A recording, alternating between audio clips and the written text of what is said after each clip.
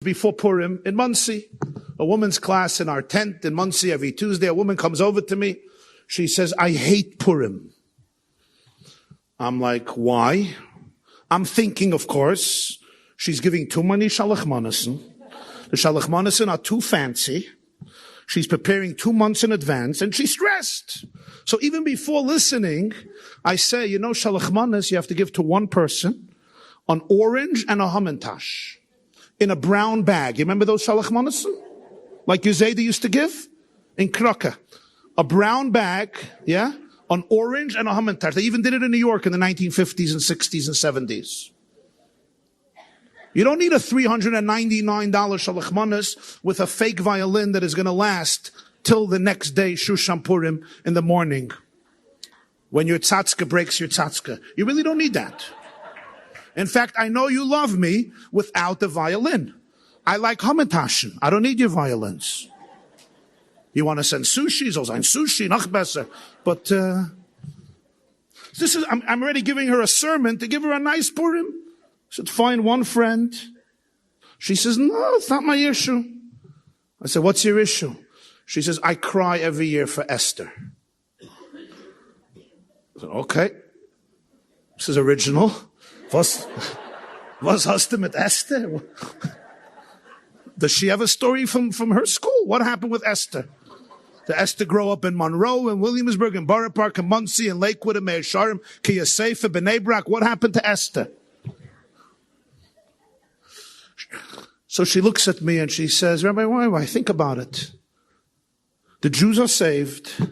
They kill out all their enemies in Shushan. They go home and they feast and they party. Well, Esther couldn't be part of it. She was stuck with a Persian shikr, mit a melech tipish, mit a beheme gasa in the palace, stuck with him. Nothing of her childhood, her community, a Jewish marriage. And that's how she lived till her last breath. Where is the empathy for Esther? I can't celebrate Purim. I'm like, wow, you just got me thinking. And it's not often that a rabbi thinks. Actually, that was bad.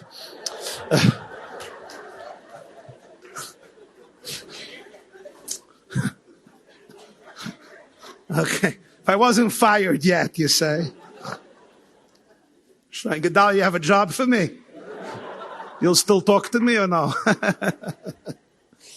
I love rabbis. I'm a rabbi.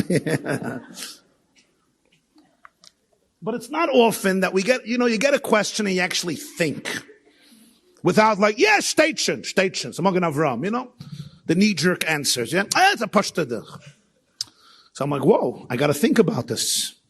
So I breathed. I grounded myself, of course. You'll explain your husbands what I mean. And I thought about it for a few moments. And then I said, it's a good question. It's a deep question. But I think I may have an insight that may be worthwhile to reflect. And I said, be honest with me. It's 1938. It's 1938. And you're given an opportunity to marry Heinrich Himmler, Yemach Shemai, Adolf Eichmann, Yemach Shemai, Göring, Goebbels, Mengele.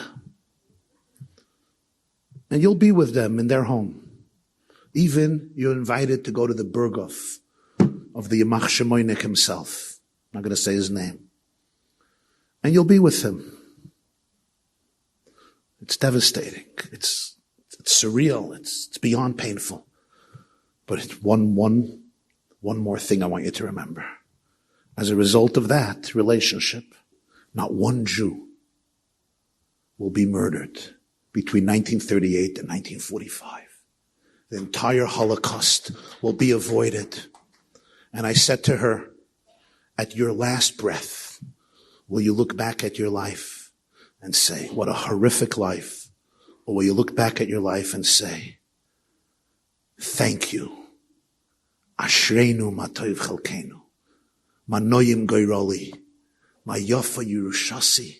Yes, I did not follow the trajectory of the valedictorian of Beis Yaakov that I was. I know.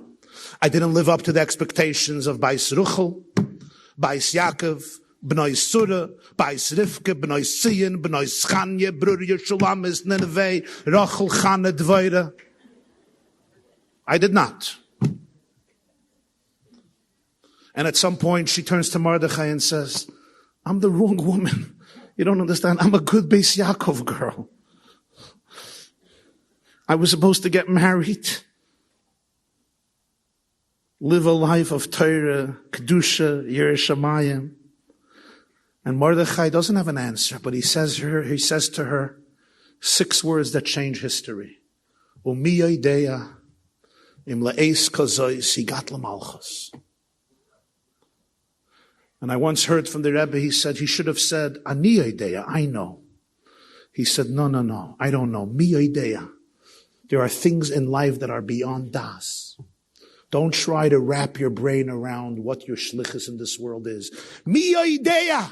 It wasn't like, who knows? Mi yodeya, there are things you cannot wrap your brain around. Why Hashem chose this person for this mission. But what I want to tell you is, le'eis kazois higat l'malchus. Your neshama came down for this very moment to be boyel paroi, to be in the chamber of Achashverosh, and the Holocaust of that generation was avoided. Minar v'ad zokein, taf v'noshim b'yoyim echad. We could sit here today and think about our children 2,500 years later because of one woman who understood in a moment of truth. You have to have a paradigm shift and ask not what God can do for you, but ask what you can do for God. Ask not what your children can do for you, but what you can do for your children.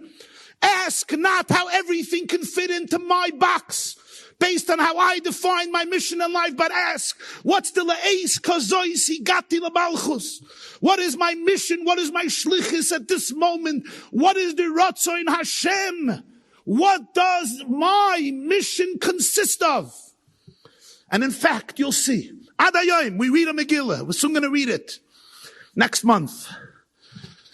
Well, actually 3 months, 2 months, 3 months. I would expect it to be called Megillas Mordechai. He was the man. Rosh Sanhedrin. Call it Megillas Mordechai Esther. Call it Megillas Esther or Mordechai. No. There's one name. Megillas Esther. This is the story of Esther. The Gemara says in Megillah Daf Zayin, some of you just finished learning it, Esther is the one who made the Yom Tov, initiated the Yom Tov. The Chachamim didn't want. Chachamim said, nah, anti-Semitism. The Gemara says, Daf Zayin Amar Aleph, Kina ata moireres banu. Esther said, Kasvu nila doides, kavu nila doides. I need to become an intergenerational, eternal story. Why? Because Esther zog the Gemara in Chulin Kuf Lamed Tes, Esther min atayre minayin, anoichi haster, aster panai bayoim hahu. Hester is the moment of concealment. There's darkness. I don't see a purpose. I don't see a mission. What am I trying to do as a Jewish father and mother? Raise these kids. What am I trying to do? Make a Shabbos table where they sing Zmiris and share Divrei Torah. What am I trying to do? Have a frum home. What am I trying to do? Create an atmosphere of simcha. Create an atmosphere of avos Hashem, avos HaTorah. Ma pishi o ma chatosi of everybody sitting in this room. Tell me. What is your great sin? That you're trying to raise families that are saturated with avos HaTorah, with Yireh Shamayim. Esther panai bayoim hahu. It's a time of Esther, of concealment. But you know what Esther's revolution was? She made a paradigm shift. She wasn't anymore the sweet, innocent mommy who just follows that path and when things are shaken up, falls into depression and says, why, I'm such a bad girl, I'm such a bad lady. Look at my sister, my sister-in-law, my aunt, my mother. Or the father looks in his eyes, in himself, and he says, I must be such a Rasha Merusha. What have I done wrong? This is so crazy. It's Esther panei bayom hahu. Esther stopped. Esther went away from that. You know why? Because when I'm in that mode, there's no compassion. There's no das. And I cannot be a leader. I cannot be a parent. I am a victim. I am angry, frustrated, lonely, despondent human being. These are normal emotions. Lonely, despondent, depressed, angry. Normal. Don't judge them. Don't judge them. Have compassion for them. And take a deep breath and go a step deeper and say, God is not punishing me. God is not even preparing me for Olam Haba only.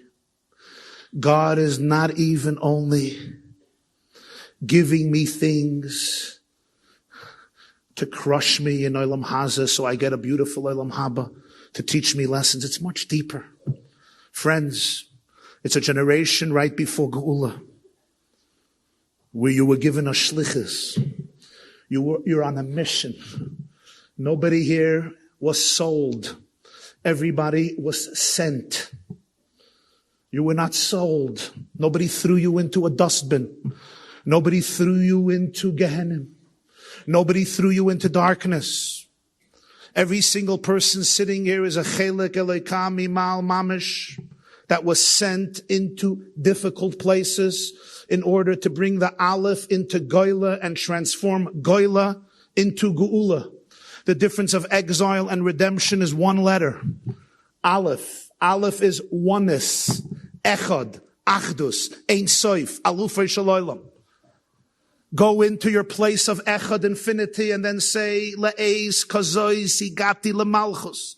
My wife and I, my husband and I, we, our children, our family, were sent on a shlichus to be able to heal souls, embrace hearts, lift up spirits, smile, hug, heal each other, heal ourselves, bring light, clarity. When you wake up in the morning, you say, Moidani lefanecha melechai v'chaim shechazarta b'nishmasi b'chemla Rabbi Emunasecha. Here is the meditation, my friends. We touch Rabbi Emunasecha.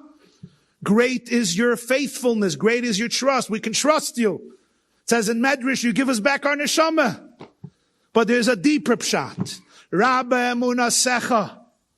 Your emunah in me is so great that you have given me this child or these children for me to be able to lift them up, to polish their diamond, and to believe in them so that they will be able to believe in themselves, to be able to see their wholeness, their glory, their brightness, their innocence, their elokus.